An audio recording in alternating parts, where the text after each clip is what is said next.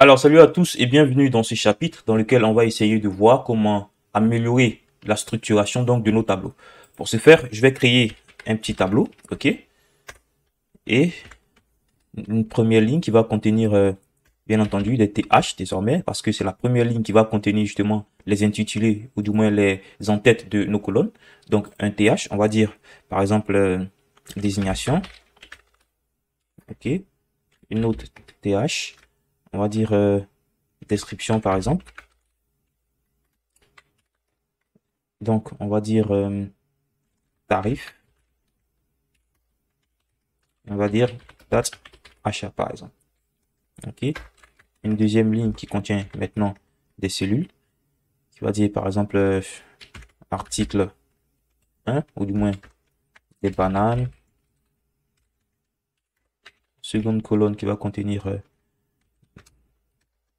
disons, juste pour le dessert. OK. Et on va dire TD. Attention. Un second TD, on va dire par exemple au tarif de... Bon, je vais mettre n'importe quoi, hein, voilà. 300 par exemple. Et une date qui va dire 10 3 et 2021 par exemple. OK. Alors ici, on va créer une autre ligne. TD. Des, on va dire par exemple chaussures. TD. Footing par exemple. On va dire pour le footing.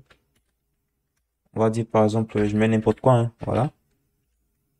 Je vais mettre quelque chose de plutôt facile, qu'on puisse faire les calculs. Et la date, par exemple, c'est ops. Et par exemple ça. OK. Donc vous comprenez déjà que je vais créer un petit tableau qui recense un tant soit peu des dépenses. OK. Donc si je fais ça, vous voyez qu'ici justement on a quelque chose qui ressemble à ça. Mais le problème, c'est que, imaginons que c'est un tableau qui se trouve par exemple au niveau de votre site internet et que l'utilisateur n'a pas vraiment envie de lire toutes les données détaillées du tableau, mais juste avoir une idée de ce que c'est que, donc, ou du moins une idée des données qui sont traitées au niveau de ce tableau. OK? Donc, on va ici utiliser donc un élément qu'on appelle caption pour pouvoir donc donner une forme de légende à notre tableau, donc un intitulé à notre tableau, une forme de grand titre. Ok. Remarquez que cet élément caption ne doit pas être utilisé par exemple à la fin du tableau ou bien après une ligne. Il doit être toujours juste après la balise ou ventre de l'élément table ici. Ok. Donc je viens par exemple liste de dépenses tout simplement. Ok. Vous allez voir ici que on aura un petit formatage assez intéressant. Vous voyez qu'ici, la phrase est tout simplement centrée et tout juste au-dessus de mon tableau. Ça permet par exemple justement de donner un petit intitulé à mon tableau de sorte à ce que au premier coup d'œil, on puisse savoir, ou du moins avoir une idée des données qui sont traitées au niveau de ce tableau. Donc ça peut être déjà intéressant. Le deuxième élément donc qui va me permettre de structurer un peu mieux notre tableau, ok, il s'agira justement de découper notre tableau de façon logique. Par exemple ici, cette ligne-là, on voit bel et bien qu'il s'agit justement des en-têtes de nos différentes colonnes. OK? Donc, on va utiliser pour ça l'élément TID. OK? Ou en-tête tableau. OK? Et on voit ici que ces deux lignes-là sont en soi les contenus à proprement dit de notre tableau. Et donc, on va utiliser le tbody pour dire le corps de notre tableau, donc les données essentielles même du tableau. Et enfin, imaginons qu'on veut mettre par exemple le total justement des dépenses qui sont faites. OK? Et là, ça va certainement se trouver en pied de notre tableau. OK? Donc, ça peut être intéressant par exemple, attention, de mettre ici le tfoot pour dire pied de notre tableau. OK? Et on a ici par exemple une ligne qu'on a là qui va contenir justement le total. OK? Donc, on va dire total. Et on va mettre par exemple un TH. Donc, on va dire ça, par exemple, 1500, 300, ça me fait tout simplement 1800. OK? Donc, vous avez bien entendu, justement, vous allez justement voir ici que là, on est en retard justement de deux colonnes. Donc, on veut faire en sorte que la colonne ici, la cellule totale, occupe justement les 3 colonnes qu'on a ici à ce niveau. OK? Ou du moins, ce qu'on va faire même, c'est mettre tout simplement les dates ici.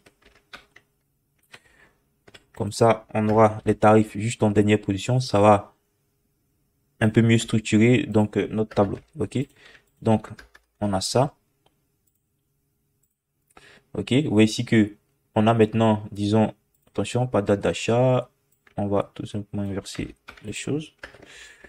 Donc, on a les tarifs ici qui se trouvent maintenant dans la dernière colonne. OK? Donc, on veut justement que cette cellule-là occupe les 3 colonnes qu'on a là, la colonne 1, 2 et 3, et que justement ici, le total du tarif ici en chiffres se trouve justement à la dernière colonne. Donc, vous l'aurez deviné, on va tout simplement utiliser ici donc le call span et on va dire 3 tout simplement. OK? Donc, hop, on a ça. Vous voyez que on a maintenant cette cellule sur les 3 colonnes et le total ici à ce niveau. OK?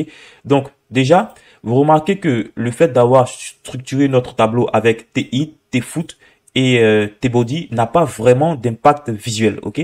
C'est juste pour l'organisation, pour améliorer donc la structuration, comme je le disais tantôt, de notre tableau et justement donc un tout petit peu permettre de rendre notre code beaucoup plus lisible. Ça serait beaucoup plus intéressant justement, ou du moins c'est beaucoup plus intéressant de savoir que on a de façon bien distincte donc les différentes parties principales de notre tableau. Mais il y a un petit truc assez intéressant. Imaginez par exemple que on a là, si je mets le tfoot tout en début ici, hop, vous allez remarquer que notre navigateur va quand même conserver donc le tfoot ou du moins le pied de notre tableau en dernière position. OK? Donc c'est donc pour que vous puissiez voir la différence, je vais carrément enlever ça ici et le mettre là par exemple. OK? Sans le tfoot, vous voyez que justement on a notre ligne ici à ce niveau. Mais même si je garde ça ici à cette position et que je le mets désormais dans le tfoot, comme je le disais tantôt, le navigateur va quand même justement de façon intelligente placer cette ligne là en dernière position. Donc vous voyez ici justement que ces 3 éléments TID, Tfoot et T-body permettent justement d'améliorer la structuration et je dirais même de beaucoup mieux communiquer avec le navigateur pour qu'il puisse davantage comprendre notre code. OK? Donc c'est tout ce que je voulais pratiquement vous montrer à ce niveau. OK? Donc rendez-vous dans le prochain chapitre, hein. On va essayer de voir comment améliorer la mise en forme de notre tableau parce que vous remarquez bel et bien que ici le tableau qu'on a est beaucoup plus visuel, est beaucoup plus joli à voir, OK, par rapport au tableau qu'on a ici.